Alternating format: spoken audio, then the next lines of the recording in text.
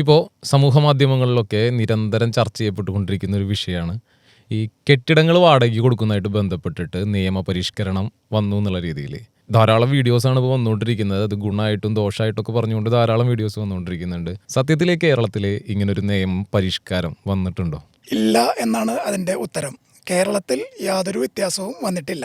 കേരളത്തിൽ ഇപ്പോഴും നിലവിലുള്ളത് 965 റെന്റ് കൺട്രോൾ നിയമമാണ്. ഇവർ ഈ പറയുന്നതെല്ലാം 2019 കേന്ദ്ര സർക്കാർ ഒരു മോഡൽ ടെനൻസി ആക്ട് കൊണ്ടുവന്നിരുന്നു. അതിനെ ചുവട് പിടിച്ചുകൊണ്ട് 2025 അതിൻ്റെ ചില റൂൾസ് ഫോം ചെയ്തു എന്ന് പറഞ്ഞുകൊണ്ടാണ് ഇപ്പോൾ ഈ കോലാഹലങ്ങളെല്ലാം സോഷ്യൽ മീഡിയയിൽ നടന്നുകൊണ്ടിരിക്കുന്നത്. അതായത് 2 മാസത്തെ റെൻറ്റ് അഡ്വാൻസ് മാത്രമേ വാങ്ങിക്കാൻ പാടുള്ളൂ ഡെപ്പോസിറ്റായിട്ട്. കമേഴ്ഷ്യൽ ബിൽഡിങ്സ് ആണെങ്കിൽ അത് 6 മാസത്തെ മാത്രമേ വാങ്ങിക്കാൻ പാടുള്ളൂ എന്നൊക്കെ പറഞ്ഞുകൊണ്ട് ഒരുപാട് മിസ്ഇൻഫർമേഷൻ ഇങ്ങനെ ഇതിൽ ഫ്ലോട്ട് ചെയ്തുകൊണ്ടിരിക്കുന്നുണ്ട് സോഷ്യൽ മീഡിയയിൽ.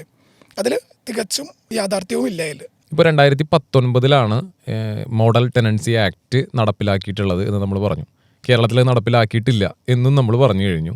അപ്പോൾ ഏതൊക്കെ സംസ്ഥാനങ്ങളിലാണ് ഇത് നടപ്പിലാക്കിയിട്ടുള്ളത്? 2019 ഈ മോഡൽ ടെനൻസി ആക്ട് വന്നപ്പോൾ അതൊരു മാർഗനിർദ്ദേശമായിട്ട് ഒരു മോഡലായിട്ടാണ് വന്നിരിക്കുന്നത്. ഇതെല്ലാം സംസ്ഥാനങ്ങളുടെ കീഴിലുള്ള വിഷയങ്ങളാണ്. അപ്പോൾ സംസ്ഥാനങ്ങൾക്കത് അതേപടി നടപ്പിലാക്കാം, അതിൽ മോഡിഫിക്കേഷൻസ് വരുത്തി നടപ്പിലാക്കാം, നടപ്പിലാക്കാതിരിക്കാം. അതെല്ലാം സംസ്ഥാനങ്ങളുടെ കീഴിലുള്ള അധികാരമാണ്. കേന്ദ്ര സർക്കാർ നിയമം കൊണ്ടുവന്നു. എനിക്ക് തോന്നുന്നു 6-7 സ്റ്റേറ്റുകൾ, അത് BJP ഭരിക്കുന്ന സംസ്ഥാനങ്ങൾ അധികമുണ്ട്. അതുകൂടാതെ തമിഴ്നാട് തുടങ്ങിയ സ്റ്റേറ്റുകളെല്ലാം ഇത് പുതിയ വാടക നിയന്ത്രണ നിയമം നടപ്പിലാക്കിയിട്ടുണ്ട്. അത് പരിഷ്കാരങ്ങൾ വരുത്തിയിട്ടും മോഡൽ ടെനൻസി ആക്ടിൻ്റെ ചുവട് പിടിച്ചിട്ട് നടപ്പിലാക്കിയിട്ടുണ്ട്. പക്ഷേ കേരളത്തിൽ യാതൊരു വ്യത്യാസവും ഇതുവരെ വന്നിട്ടില്ല. നമുക്ക് ഉണ്ടായിട്ടുള്ള ഒരു ഡെവലപ്മെൻ്റ് എന്താണെന്ന് വെച്ചാൽ, ശ്രീ ഉമ്മൻചാണ്ടി സാറ് CM ആയിരുന്ന കാലത്ത് 2014 മറ്റോ ആണെന്ന് തോന്നുന്നു, അദ്ദേഹം ഈ വാടക നിയന്ത്രണ നിയമം പരിഷ്കരിക്കാനായിട്ടൊരു ബില്ല് പ്രിപ്പയർ ചെയ്തിരുന്നു. ഒരു ഫൈനൽ ഡ്രാഫ്റ്റൊക്കെ എത്തിയിരുന്നതാണ്. പക്ഷേ എന്തുകൊണ്ടോ അത് നിയമസഭയിൽ വരികയോ നിയമമായി മാറുകയോ ഉണ്ടായില്ല. ഇപ്പോൾ മോഡൽ ടെനൻസി ആക്ട് ഏതാനും സംസ്ഥാനങ്ങളിൽ മാത്രമാണ് ഇപ്പോൾ നടപ്പിലാക്കിയിട്ടുള്ളത്, അല്ലെങ്കിൽ ഇനി നടപ്പിലാക്കാൻ പോകുന്നതും. പക്ഷെ എന്തുകൊണ്ടായിരിക്കാം ഇപ്പോൾ നമ്മുടെ കേരളത്തിൽ ഉൾപ്പെടെയുള്ള സ്ഥലങ്ങളിൽ ഇത് ചർച്ചയാവാനുള്ള കാരണം എന്താണ്? സംസ്ഥാന തലത്തിൽ ഒരു തയ്യാറെടുപ്പുള്ളതായിട്ട് ഞങ്ങൾക്ക് യാതൊരു അറിവുമില്ല. ഞങ്ങളൊരു വാടക കെട്ടിട ഉടമ സംഘം എന്ന് പറഞ്ഞിട്ട് ഒരു സംഘടനയുണ്ട്. പിന്നെ പുതുതായിട്ട് ഒരു സംഘടന ഫോം ആയിട്ടുണ്ട്. സംസ്ഥാന തലത്തിൽ തന്നെ സംഘടന ഫോം ആയിട്ടുണ്ട്. പക്ഷെ ഞങ്ങൾക്കാർക്കും ഇപ്പം അങ്ങനെ ഒരു നീക്കം നടക്കുന്നതായിട്ട് ഇതുവരെ ഞങ്ങൾക്ക് ഒരു ഇൻഫർമേഷൻ കിട്ടിയിട്ടില്ല. ആക്ച്വലി സംഘടനകൾ ആവശ്യപ്പെട്ടിട്ടുണ്ട്. ഇപ്പോൾ റീസെൻ്റ്ലി ഒരു സെപ്റ്റംബർ മാസത്തിലാണെന്ന് തോന്നുന്നു ആവശ്യപ്പെട്ടിട്ടുണ്ട്. ഈ വാടക നിയന്ത്രണ നിയമം കാലഹരണപ്പെട്ടതാണ്. കൂടാതെ അത് വളരെയധികം ബയസ്ഡ് ആണ്. വാടകക്കാർക്ക് അനുകൂലമായ നിയമമാണ് അത്. അപ്പം അതുകൊണ്ട് അത് കാലോചിതമായി പരിഷ്കരിക്കണമെന്ന് പറഞ്ഞുകൊണ്ട് നിവേദനങ്ങളെല്ലാം നൽകിയിട്ടുണ്ട്. കേരളത്തിലപ്പോൾ വേറെ പ്രത്യേകിച്ചൊരു മാറ്റത്തിനും പ്രത്യേകിച്ച് ഇപ്പോൾ യാതൊരു മാറ്റത്തിനും ഇപ്പോൾ സാധ്യതയില്ല. ഈ പറയുന്ന ഇൻഫർമേഷൻ എല്ലാം തെറ്റാണ്. ഇവർ പറയുന്നു ഈ പുതിയ നിയമത്തിൽ ഇപ്പോൾ പലതും പറയുന്നുണ്ടായില്ല, 60 ദിവസത്തിനകം നമുക്ക് പ്രശ്നപരിഹാരം ഉണ്ടാവും എന്നൊക്കെയാണ് അതിൽ പറയുന്നത്. അതായത് ഈ വാടക പുതിയ മോഡൽ ടെനൻസി ആക്ട് അനുസരിച്ചിട്ട് ഇപ്പോൾ നമ്മൾ ഒരു കേസ്, നമുക്കൊരു വാടക കിട്ടാതെയോ നമുക്കൊരു വാടകക്കാരനെ ഒഴിപ്പിക്കണമെങ്കിൽ നമ്മൾ കേസ് കൊടുക്കുന്നത് മുൻസിഫ് കോടതികളിലാണ്.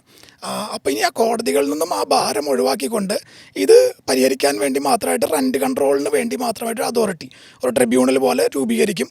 അവിടെ 60 ദിവസത്തിനുള്ളിൽ നിങ്ങളുടെ പ്രശ്നത്തിന് പരിഹാരം ഉണ്ടാവും എന്നാണ് ഈ ആക്ടിൽ പറയുന്നത്, മോഡൽ ടെനൻസി ആക്ടിൽ പറയുന്നത്. പക്ഷേ എത്ര കണ്ട് അതെല്ലാം ആവുമെന്നുള്ളത് നമുക്ക് കണ്ടു തന്നെ അറിയണം. ഇപ്പോൾ ഏറ്റവും റീസെൻ്റ്ലി സുപ്രീം കോടതിയിൽ നിന്ന് ഒരു കെട്ടിട ഉടമയ്ക്ക് ഒരു അനുകൂല വിധി ലഭിച്ചു. 50 വർഷത്തിന് മുകളിലായ ഒരു കേസാണത്. അപ്പോൾ നമുക്ക് ആലോചിക്കാം, ആ കെട്ടിട ഉടമ തന്നെ ജീവനോടെ ഇല്ല, എന്നിട്ടാണ് അയാളുടെ സ്വന്തം കെട്ടിടം തിരിച്ചു കിട്ടുന്നത്.